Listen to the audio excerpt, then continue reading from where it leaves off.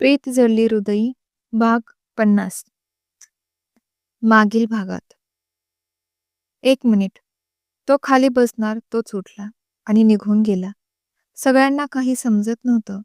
थोड्या वेळाने तो त्याच्या वडिलांना, मिलिंद देसाईंना नाश्ता करण्यासाठी घेऊन येताना दिसला. "डॅड, आजपासून तुम्ही इथे नाश्त्यासाठी बसायचं, सगळ्यांसोबत." तुषार त्याचा हात धरून बोलला. मिलिंद देसाईंना तर आज त्यांच्या कानावर आणि डोळ्यावर विश्वासच बसत नव्हता. त्यांनी त्यांना त्यांच्या चेअरवर, शेजारील चेअरवर बसवलं आणि स्वतः पण त्यांच्याजवळ बसल्या. किती दिवसांनी आज बापलेक जवळ आले होते. दोघे एक झाले होते. सुशीलाताईंना त्यांचा पूर्वीचा तुषार मिळाला म्हणून त्या खुश होत्या. त्यांचे डोळे भरून आले होते. रवी, राणी ते घरातील सर्व नोकरांना सुद्धा आज आनंद झाला होता. काव्याला सुशेणाताईंकडे पाहून त्यानेही तिच्याकडे हसून पाहिलं, पण अजून तरी हे सर्व काव्यामुळे घडलं आहे हे घरामध्ये कोणालाच माहीत नव्हतं, तुषार सोडून. आता पुढे. सुशीलाताईंनी आज घरच्या सेफला काहीतरी गोडधोड करायला सांगितलं. तेवढ्यात त्यांना समोर काव्या दिसली. काल तुषारमुळे ती पण इथेच बसली होती. तिला पाहून सुशीलाताईंना काहीतरी सुचलं. काल त्याने तुषारला तिच्या मांडीवर पाहिलं होतं. काल त्या तिला काही बोलल्या नाहीत, पण आज तिच्याशी या विषयावर नक्की बोलायचं ठरवलं. काव्याला तिच्या मीरा मावशीचा फोन आला होता आणि ती फोनवर बोलत होती. "काय सांगतेस? कशी दिसते मग माझी बार्बी डॉल?" काव्या म्हणाली. "अगदी तुझ्यासारखी, तुझ्या बाईसारखी." मीराताई म्हणाल्या. "वहिनी कशी आहे?" "मस्त आहे. तुझी आठवण काढते आहे. तो कधी येणार?" मीराताईंची सून सलोनी हिची डिलिव्हरी झाली होती आणि तिला एक क्यूट मुलगी झाली होती. म्हणून मीराताई काव्याला यूएसला बोलवत होत्या. "मावशी, येईल मी. निघताना कळवते तुला." काव्याने बोलून फोन ठेवून दिला. "तुषार, मला तुला काहीतरी बोलायचं आहे." सुशीलाताई तुषारच्या खोलीत गेल्या होत्या. "मॉम, असं अचानक? अर्जंट आहे का?" "हो." "बोल मॉम." "तू अचानक कसा चेंज झालास? म्हणजे तुझ्या वडिलांना आणि तू त्या दिवशी त्या फार्म हाऊसमध्ये काव्याच्या मांडीवर कसा होतास?" सुशीलाताईंनी त्याला विचारलं तसं त्याला आता मॉमला कसं फेस करावं समजत नव्हतं. "मॉम, ते मी असंच." तुषार बोलत होता तो सुशीलाताई मध्येच बोलल्या. "तुझी आई आहे मी तुषार. माझ्याशी खोटं तू कधी बोलूच शकत नाहीस, हे तुलाही माहीत आहे." "अरे, तुम्हा दोघांना त्या अवस्थेत, त्या परिस्थितीमध्ये पाहिल्यावर कोणालाही समजेल की तुम्हा दोघांमध्ये काहीतरी खास रिलेशन आहे ते." सुशीलाताई बोलत होत्या. तोच तुषारने त्यांना सगळं काही सांगितलं. सगळं सगळं. काव्यामुळेच तन्वीचं सत्य समजलं. काव्यामुळेच मिलिंद आणि तुषार एक झाले होते. काव्याने तिचं वचन पूर्ण केलं होतं. "तुषार, मग आता लग्न कधी करतोस? काव्या तुझ्यासाठी आणि या घरासाठी सुद्धा परफेक्ट आहे." सुशीलाताई म्हणाल्या. "हो, मलाही ती पसंत आहे या घराची सून म्हणून." पाठीमागून आवाज आला तसे दोघेही त्या आवाजाच्या दिशेने वळले. मिलिंद देसाई स्वतःच्या पायावर चालत आले होते. त्यांना आता व्हीलचेअरची गरज नव्हती. तुषार आणि सुशीलाताई त्यांना पाहतच राहिल्या. ते आज तुषारसोबत ऑफिस फिरून येणार होते. त्यांनी कोट घातला होता, टाय बांधला होता आणि आज ते स्वतःच्या पायावर न डगमगता उभे होते. हे फक्त काव्यामुळे झालं होतं. "मी काय म्हणतो, आपण लगेच एंगेजमेंट करून टाकू दोघांची." मिलिंद देसाई सुशीलाताईंच्या बाजूला उभे राहिले. एंगेजमेंटचं नाव ऐकून तुषार आणि त्या दोघांत बराच वेळ बोलणं झालं. "अरे, तू जे करतोयस ते चांगलंच आहे. त्या पंकजला याने नक्कीच शिक्षा मिळेल. पण त्या काव्याच्या मनाचा विचार कर." मिलिंद देसाईंना तुषारचं म्हणणं पटलं नव्हतं, तरी पण ते पंकजसाठी तयार झाले होते. इकडे साक्षी आणि पंकज एक झाले होते. "तू काय बोलतेस? समजते का तुला? तुषार तुझ्याशी लग्न करतोय." पंकज शॉक होऊन बोलत होता. "हो, आणि त्याने मला पुन्हा NGA मध्ये बोलावलं आहे, तेही माझ्या चेअरवर, HR पोस्टवर." साक्षी पंकज समोर रुबाबात बोलली. "सो, आता मला तुझी गरज नाही. मला ऑलरेडी तुषार भेटला आहे. आम्ही दोघी बऱ्याच वेळा भेटलो आहोत. तो प्रेम करतोय माझ्यावर." तिने त्याला हकलून दिलं तसं पंकज दात ओठ खात तिथून निघून गेला. आता त्याचं पहिलं टार्गेट तुषार आणि दुसरी साक्षी होती. त्याला तुषारला काहीही करून बरबाद करायचं नव्हतं. तुषार ऑफिसमध्ये गेला. त्याला आज एक ओळखीची व्यक्ती त्याच्या ऑफिसमध्ये काउंटरवर दिसली. त्याच्या चेहऱ्यावर हलकी स्माईल आली आणि तो त्याच्या केबिनमध्ये निघून गेला. काव्या पण तिच्या केबिनमध्ये आली तर तिला तिथे साक्षी दिसली. दिलं ना सोडून त्यानं. त्याचं काम झालं की तुझा विषय क्लोज. म्हणूनच तो टॉपवर आहे. सो तो निघून जा इथून, असं म्हणून साक्षी तिच्या चेअरवर आरामात टेकून बसली. शेवटी तिनं ठरवलं होतं की तिची ही पोझिशन ती नक्की मिळवणार. काव्याला तिचा राग आला होता. ती तुषारच्या केबिनमध्ये गेली. तुषारला तिच्या मागे कोणीतरी असल्याचं जाणवलं. सध्या तरी त्याला स्ट्रॉंग राहणं गरजेचं होतं. त्याचा नाविलाज होता. How dare you! मला न विचारता तू आत गेलीस कशी? तो काव्याला नजर रोखून बोलला आणि आता त्याच्या अशा बोलण्याने तिच्या डोळ्यात टचकन पाणी आलं. ओह जान, हिला सांग ना की आपल्या आता हिच्यामध्ये पुढच्या वीकमध्ये लग्न आहे ते. साक्षी आत येऊन तुषारच्या मांडीवर एक पाय टाकून त्याला चिकटून बसली. काव्याला तिला तसं चिकटलेलं पाहून तिचा खूप राग येत होता. तिचं प्रेम होतं तुषारवर. तुला काय वाटतं, थोडा वेळ मी तुझ्यासोबत काय घालवला आणि मी तुझ्या प्रेमात पडलो? असं बिलकुल नाही काव्या.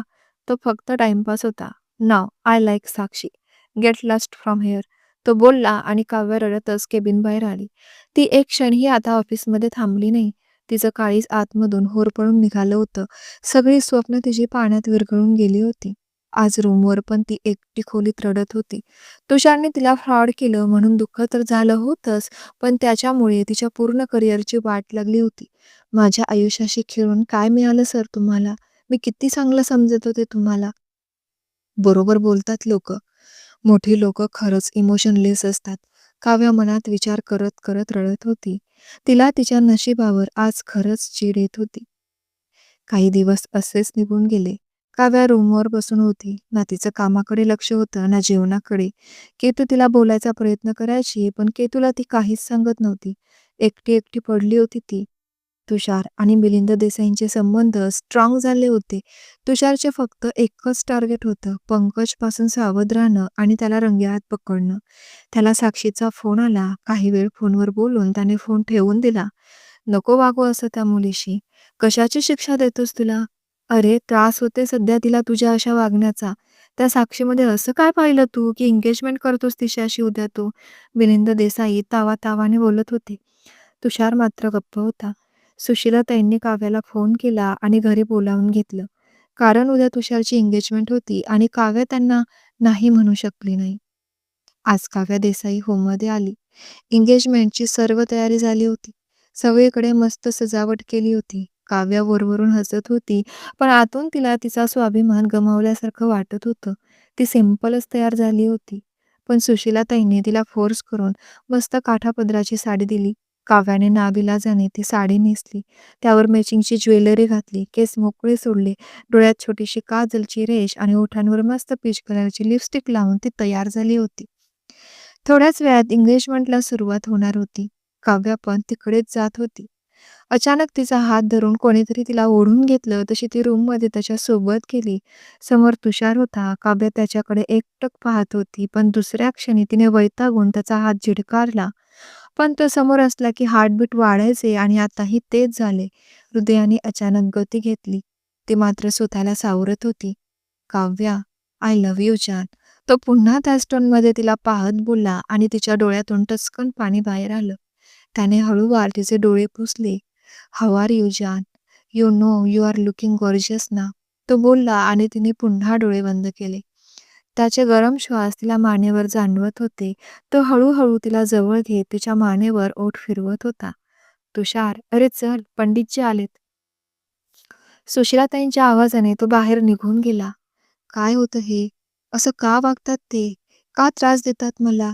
काव्या ही बाहेर निघून गेली. तोच समोरून घागरा घालून नटून थटून येणारी साक्षी काव्याला दिसली. तिला पाहून काव्य तिथेच थांबली. ती मात्र तिच्याकडेच पाहत तोऱ्यानं चालत होती आणि चालताना तिला चिडवत होती. तिने जाऊन तुषारचा हात एका हातात घेतला. सर्वजण स्टेजवर जमले होते. काव्या एका कोपऱ्यात उभी होती. साक्षीने तुषारला अंगठी घातली आणि तुषार साक्षीला अंगठी घालणार तोच बंदुकीचा धाडकन आवाज आला. कोणीतरी साक्षीवर गोळी चालवली होती. तुषारचे बॉडीगार्ड धावत त्याच्या मागे गेले.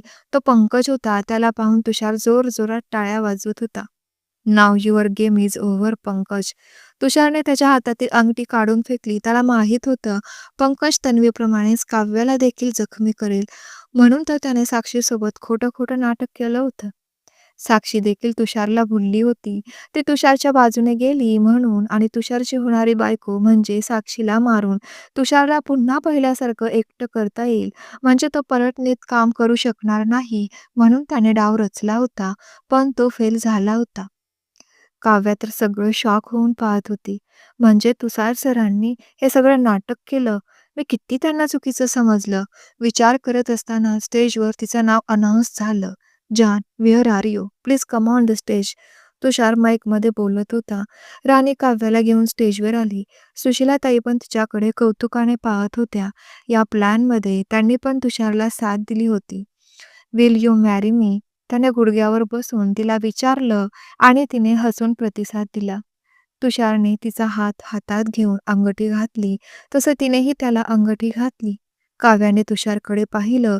त्याने तिला पाहून हळूच एक डोळा बारीक केला आणि काव्याचे हार्टबीट्स पुन्हा जोरात सुरू झाले. त्याने तिला त्या दिशेने खुणावलं. समोर तिचे सदामामा, मामी आणि मावशी उभे होते. तुषारने त्यांना अगोदरच सर्व कळवलं होतं, म्हणून ते काव्याच्या एंगेजमेंटसाठी खास आले होते. साक्षी आणि पंकजला तुषारच्या बॉडीगार्ड्सने पोलिसांच्या ताब्यात दिलं आणि ते पुन्हा फंक्शनसाठी आले. फंक्शन झाल्यावर राणी काव्याजवळ आली. "तरी म्हटलंच मी, त्या दिवशी फार्म हाऊसवर तुषार तुझ्या मिठीत कसा?" राणीने चिडवलं. तसं काव्या पळतच तिच्या मागे गेली. तसं पुन्हा तिला मध्येच तुषारने ओढून घेतलं. "तर कुठं होतं आपण जान मगाशी?" "हां, आठवलं. I love you Jan."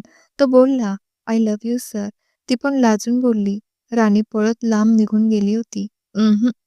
Sir नाही, से मी तुषार." "व्हॉट? तुषार?" तो बोलला.